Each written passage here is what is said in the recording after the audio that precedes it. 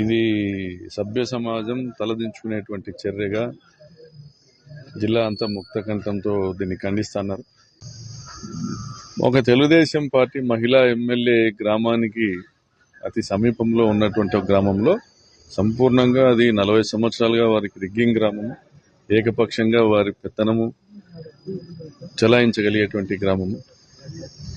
ఆ గ్రామంలో ఆ పార్టీకి సంబంధించినటువంటి నాయకులు, వాళ్ళ కుమారులు, వాళ్ళందరూ కూడా ఒక తండ్రి లేని అనాథ బిడ్డని, దళిత బిడ్డని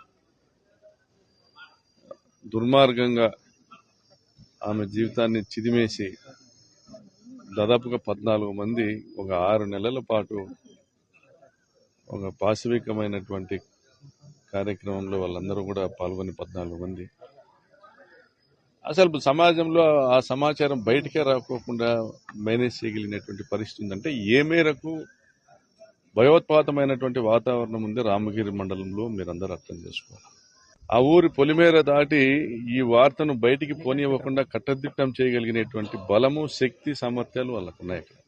మన ఇంట్లో కూడా ఆడబిడ్డ ఉంటుంది. మన ఆడబిడ్డకి ఇటువంటి పరిస్థితి వస్తే ఎట్లా అనేటువంటి విధంగా తెలుగుదేశం పార్టీ నాయకులు ఆలోచన చేయలేదు. ఇది బయటికి వెలుగులేకి వచ్చింది. ఇది మొదటి సంఘటన. ఆ గ్రామస్తులు చెప్తున్నారు ఇది మొదటిది కాదు, చివరిది కాదన్న. ఊరు దాటి వచ్చి ఎవరు కంప్లైంట్ కూడా చేయలేనటువంటి భయానకమైన పరిస్థితి. మాకు ఇక్కడ రక్షణ లేదు అని చెప్తా ఉన్నారు ఆ గ్రామంలో ఉన్న దళితులు.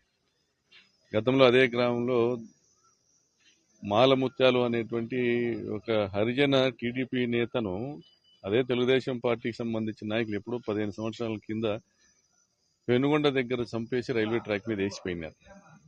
అప్పట్లో అది మిస్సింగ్ కేసుగా ఉన్నింది.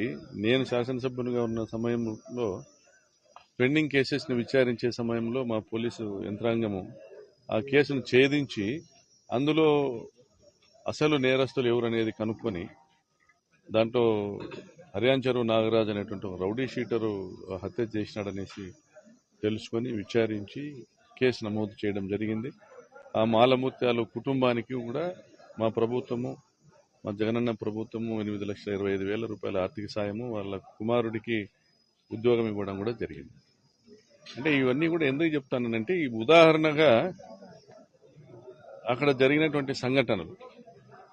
స్థానిక సర్పంచ్గా ఉన్నటువంటి రాజేష్ బంధు అతని నాగరాజ్ అనే అతన్ని చంపి బోర్బావిలో వేసేసి ముక్కలుగా నరికి బోర్బావిలో వేసినటువంటి కేసులో కూడా ఇదే నాగరాజు ముద్దాయిలు. ఇతను దాదాపుగా ఒక 6-7 హత్యాయత్నం కేసుల్లో ముద్దాయి.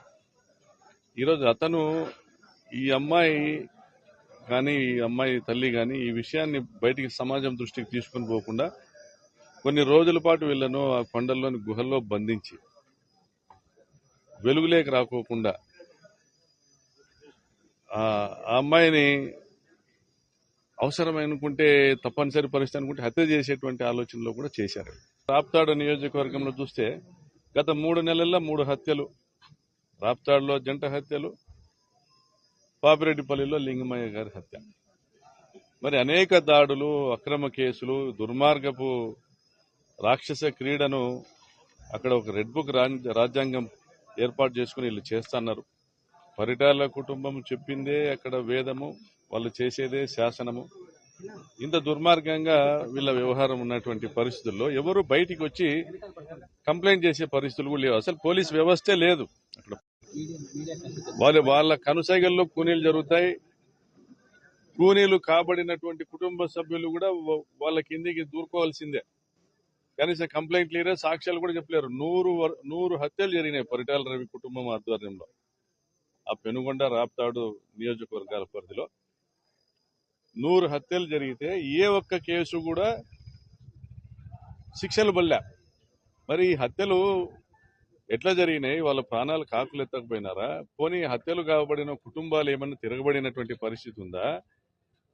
కోర్టులకు పోయి సాక్ష్యాలు చెప్పినటువంటి పరిస్థితి ఉందా? వాళ్ళు బతికి ఆ ప్రాంతంలో బట్ట కట్టినటువంటి పరిస్థితి ఉందా? రామగిరి చెన్నై బావుల్లో ఎన్నో శవాలు, అస్థిపంజరాలు దొరుకుతాండేటువంటివి కథలుగా చెప్పుకునేటువంటి ఆ ప్రాంతంలో రాజ్యాంగం ఉందా? పోలీసు వ్యవస్థ ఉందా? సభ్య సమాజము దృష్టి ఆ ప్రాంతం మీద పడడానికి ఈరోజు ఇదొక్క ఉదాహరణ చాలు. మరి ఇటువంటి సంఘటనలు ఇంత ముందు కూడా జరిగినాయన్న మా ఊరి పరిస్థితి స్థానికంగా ఉన్నటువంటి దళితులు చెప్తా ఉన్నారు. ఇవన్నీ కూడా సమాజంలో మళ్ళీ కూడా రిపీట్ కాకూడదు. ఆ రక్త చరిత్ర ఉన్నటువంటి కుటుంబానికి టికెట్ ఇవ్వడమే చంద్రబాబు నాయుడు చేసిన తప్పు. ఇప్పటికీ కూడా ఇన్ని హత్యలు జరిగినా, ఇన్ని దుర్మార్గాలు జరిగినా వాళ్ళ మీద కనీసం చర్యలు తీసుకోకపోవడం చంద్రబాబు నాయుడు చేసిన తప్పు. దీని మీద సత్వరమే విచారణ పూర్తి చేయాలా. బాధితులు వాళ్ళు చెప్పిన పేర్లను అన్ని కూడా తీసుకొని ఈరోజు ఎస్పీ గారు బాధ్యులను అరెస్ట్ చేసేటువంటి కార్యక్రమం చేస్తున్నారు. కానీ ఓవరాల్ గా ఇక్కడ ఎందుకు క్రైమ్ రేట్ పెరిగింది, ఎందుకు క్రైమ్ జరుగుతా ఉంది అని ఆయా గ్రామాల్లో వెళ్లి ప్రతి గ్రామంలో కూడా కౌన్సిలింగ్లు చేయాలా. కనీసం రామగిరి మండలంలో 3 పోలీస్ అవుట్ పోస్టులు ఏర్పాటు చేయాలా.